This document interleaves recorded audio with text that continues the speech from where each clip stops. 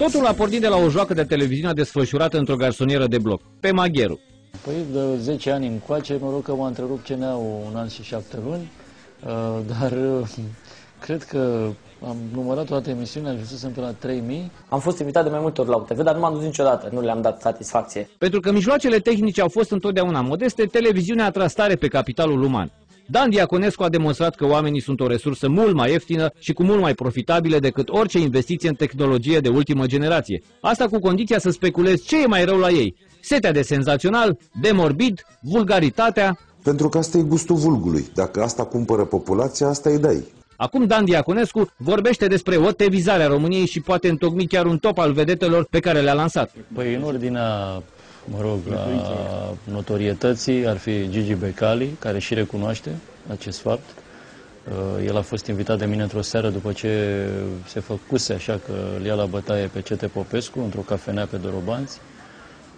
Și chiar în biroul ăsta aici Gigi Becali a venit și era un altfel de om atunci, mă rog, era un tip timid, sigur că avea un curaj și spunea, uite, o să vezi ce o să fac în seara asta. De a doua zi a fost o audiență foarte mare și el l-am invitat și l-am invitat pe modelul atât de cunoscut al serialului. Mie cea mai tare mi s-a părut descrierea lui Gigi Becali de către Dan Diaconescu, nu așa? În momentul în care Gigi Becali a venit la noi, era un tip destul de finuț, care stătea acolo pe hol, era chiar un băiat timid pe care l-am invitat de mai multe ori la mine în emisiune și de acolo a început să erupă această mare tevatură în ceea ce îl privește pe el. Dan Diaconescu vă transmite și lucruri foarte interesante. Pe urmă, pe locul 2 ar fi Silviu Prigoană, care de asemenea recunoaște, mă rog, lansarea lui aici la OTV. L-am lansat odată de fapt, la emisiunea mea de la Tele7, l-am descoperit din 300 de ziare, cu o poveste cu câinii vagabonzi, el vrea să-i omoare, să facă mănuși, un adversar al lui, mă rog, vrea contrariu.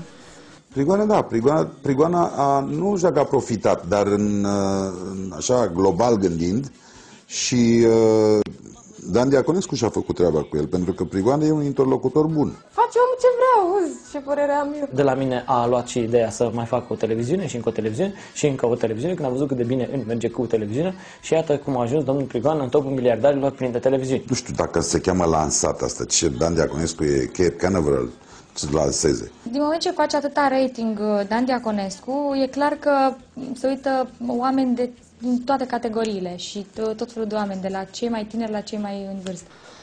Pe urmă, sigur, ar fi Adriana Bahunțeanu. Ea susține că eu aș fi lansat-o, dar de fapt ea e o modestă și vrea să mă măgulească pe mine. Ea era deja prezentatoare la Canal 38, la Merom, în fine. A prezentat acum mult mai târziu Magda Ciumac, care poate e a patra ca brand, deși ea e mult mai recentă. Pe urmă ar fi vedetele, cum să spun, jurnaliștii lansați aici în calitate de invitați, Luis Lazarus,